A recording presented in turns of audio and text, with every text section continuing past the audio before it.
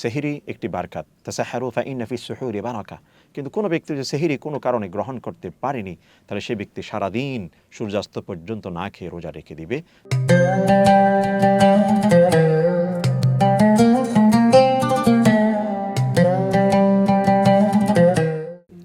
আসসালামু আলাইকুম ওয়া রাহমাতুল্লাহি ওয়া বারাকাতুহু। সম্মানিত দর্শকবৃন্দ, রূপালী বাংলাদেশের বিশেষ আয়োজন হৃদয়ে রমাদান অনুষ্ঠানে আপনাদের সকলকে সাদর স্বাগতম। আপনাদের সাথে রয়েছি আমি হাফেজ মাওলানা মুফতি মোহাম্মদ দিলাওয়ার হোসেন, খতিব, বনানী সেন্ট্রাল জামে মসজিদ। সম্মানিত দর্শকবৃন্দ, এই পর্যায়ে আমরা দুটো গুরুত্বপূর্ণ বিষয় নিয়ে আলোচনা করব। তার মধ্যে এক নম্বর হচ্ছে সেহরি।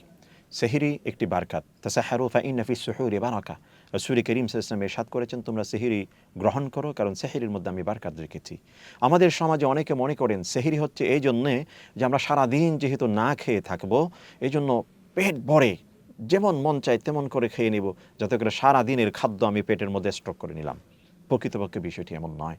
কোনো ব্যক্তি যে সেহরি একটি বারকাতের বিষয়, সেহরি একটি ইবাদা, কিন্তু কোনো ব্যক্তি যে সেহরি কোনো কারণে গ্রহণ করতে পারেনি, তাহলে সে ব্যক্তি সারাদিন সূর্যাস্ত পর্যন্ত না খেয়ে রোজা রেখে দিবে।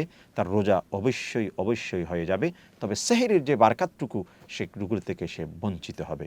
অতএব বোঝা গেল, সেহরি যদি করতে না পারে বা ইচ্ছাকৃত যদি কোনো ব্যক্তি সেহরি না খেয়ে থাকে, তাহলে সে ব্যক্তির রোজা অবশ্যই হয়ে যাবে, তবে এমনটি করা ঠিক হবে না। ইফতার ঠিক তেমনিভাবে একটি ইবাদত।